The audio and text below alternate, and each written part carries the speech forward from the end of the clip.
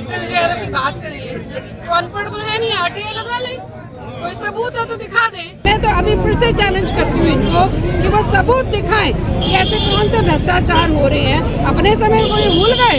अगर कहीं पर कोई व्यक्ति ऐसा है जो इन्वॉल्व है भ्रष्टाचार के अंदर, उसको हम पकड़ने का काम करेंगे। हम ये नहीं देखते कौन सी पार्टी का है। यहाँ पर कोशिश कर रहे हैं कि बैठे बैठाए कुछ काम है नहीं, लोग हमारे साथ है नहीं, इलेक्शन आ रहे हैं तो किसी तरह से इस मुद्दे को उछाल दिया जाए। लोकसभा के इलेक्शन के लिए पिछली बार उन्होंने लड़ा था, इस बार भी तैयारी कर रहे हैं। भूल गए परिषद में वो तीसरे नंबर पर आए थे, अपनी पुत्र वधू को नहीं जिता पाए। मैं तो कह रही हूँ खुद आ जाएं, खुद ट्राई कर लें, पता चल जाएगा क्या स्टेटस है।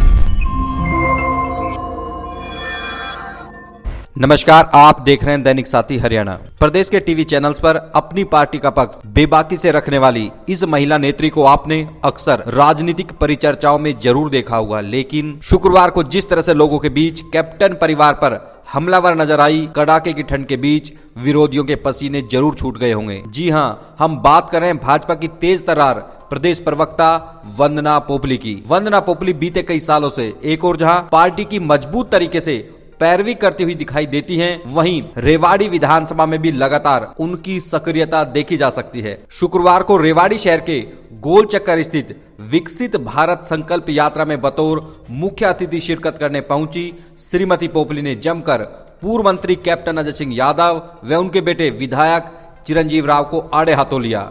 जब मीडिया कर्मियों की ओर से कांग्रेसी विधायक चिरंजीव राव द्वारा रेवाड़ी नगर परिषद में भ्रष्टाचारों के आरोपों पर सवाल पूछा गया तो उन्होंने कैप्टन अजय सिंह यादव को चुनौती देते हुए कहा कि दम है तो सबूत दिखाए, वह अपना समय शायद भूल गए। वहीं कहा कि बेटा महीने में 15 दिन के बाद गुरुग्राम से रेवाड़ी आकर हवा में चुनावी माहौल बनाना चाहता है, लेकिन रेवाड़ी के लोग सब जानते हैं। पोपली यहीं तक ही नहीं रुकी, कहा कि लोकसभा चुनाव नजदीक हैं।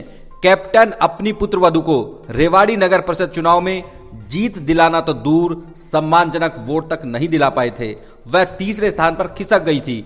इस चुनाव में कैप्टन को भी हकीकत समझ में आ जाएगी। विकसित भारत संकल्प यात्रा के दौरान उनके साथ रेवाड़ी नगर परिषद chairperson Poonam Yadav, vice chairman Shyam चुग व भाजपा नेता अजय काटीवाल सहित अन्य भाजपा नेता व अधिकारी मौजूद रहे।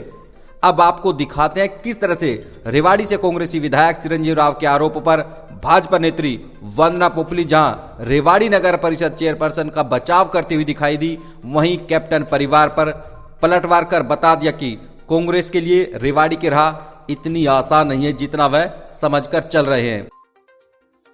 इसके अलावा मेरी बेटी मेरे अपने अनुमान का जो उनको बॉन्ड राशि है वो भी दी गई है। तो यहाँ पे जितने भी लोग हैं वो अपनी समस्याओं को लेकर आए हैं। जो इमीडिएटली हो सकती थी हमने उसका तुरंत समाधान किया है, लेकिन कुछ एक चीज़ें ऐसी हैं जिन पे लोगों ने भी क्वेश्चन मार्क लगाया, उसको भी हम देख रहे हैं कि उसका किस प्रकार से मैडम कितना फायदा मिल रहा है। सही अगर बात करें तो लोगों को सरकार की नीतियों का, योजनाओं का कितना फायदा मिल रहा है। देखिए, मैं कहती हूँ कि पहले की सरकारें कहा करती थी सरकार आपके द्वार, लेकिन सरकार सच में लोगों के पास कैसे आती है वो हमने पहली बार देखा है कि पूरा सरकारी अमला जमला यहाँ पर बैठा हुआ है और यहाँ पर योजनाओं के बारे में बताना भी उतना ही इम्पोर्टेंट जितना उनकी समस्याओं को सुलझाना है। यहाँ पर बैठकर वो बता रहे हैं कि कौन कौन सी योजनाओं में लाभ ले सकते हैं। मैंने यहाँ देखा कि सैनिक जो है वो भी अपने बारे में पूछ रहे थे कि उनको किस प्रकार से लाभ मिल सकता है। वाटर डिपार्टमेंट, इलेक्ट्रिसिटी डिपार्टमेंट, ऐसा कोई डिपार्टमेंट नहीं था जो यहाँ पर पहुँचा हुआ था।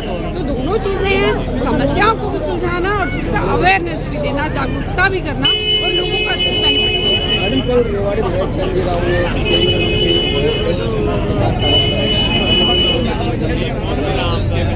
मुझे लगता है अगर कैप्टन विजय यादव की बात करें तो अनपढ़ तो है नहीं, आरटीआई लगा ले, कोई सबूत है तो दिखा दें। और मैं ये भी कहना चाहूँगी कि यही कैप्टन अजय यादव हैं, जब ये कहा करते थे भूपेंद्र सिंह हुड्डा के पास पैसे थे इसलिए वो मुख्यमंत्री बन गए और मैं मुख्यमंत्री नहीं बन पाया, तो सबूत दिखाने का इतना शौक था तो उस समय भी सबूत दिखा देते। और मैं तो अभी फिर से चैलेंज करती हूँ इनको कि वो सबूत दिखाएं कि ऐसे कौन से भ्रष्टाचार हो रहे हैं। अपने समय को ये भूल गए कि किस प्रकार से जो नगर परिषद है रोज वहाँ पर इतने घोटाले दिखाई देते थे। मैं फिर से कहना चाहती हूँ, यहाँ पे पूनम जी खड़ी हैं, अगर कहीं पर कोई व्यक्ति ऐसा है जो इन्वॉल्व है भ्रष्टाचार के अंदर, उसको हम पकड़ने का काम करेंगे। हम ये नहीं देखते कौन सी पार्टी का है। कहीं ना कहीं वो अब यहाँ पर कोशिश कर रहे हैं कि बैठे बैठाए कुछ काम है नहीं, लोग हमारे साथ है नहीं, इलेक्शन आ रहे हैं तो किसी तरह से इस मुद्दे को उछाल दिया जाए, तो बैठे बैठे हवा बनाने की कोशिश कर रहे हैं। हफ्ते 15 दिन में गुड़गांव से आकर यहाँ पर प्रेस कॉन्फ्रेंस करना, मुझे लगता है रेवाड़ी के लोग बेवकूफ़ नहीं है, वो सब समझते हैं। देखिए, अगर कोई चीज़ें हैं तो सामने लाइए, उसको हटाने का काम करेंगे। हम तो कहते हैं कि हम करप्शन के बिल्कुल खिलाफ हैं। हम क्लीन सरकार यहाँ पर चला रहे हैं। जिस प्रकार से हमारे मुख्यमंत्री जी हैं, वो तो सीधा बोलते हैं आप सामने लेकर आइए, हम एक्शन लेंगे। लेकिन हवा में इस तरह के आरोप लगाना, RTI लगाए, सामने लेकर आए सबूत। मैं तो कैप्टन अजय यादव से कहती हूँ, और मैं तो ये भी कहना चाहती हूँ कि कहीं ना कहीं लोकसभा के इलेक्शन के लिए पिछली बार उन्होंने लड़ा था, इस बार भी तैयारी कर रहे हैं। भूल गए से परिषद में वो तीसरे नंबर पर आए थे, अपनी पुत्र वधू को नहीं जिता पाए। मैं तो कह रही हूँ खुद आ जाएं, खुद ट्राई कर लें, पता चल जाएगा क्या स्टेटस है।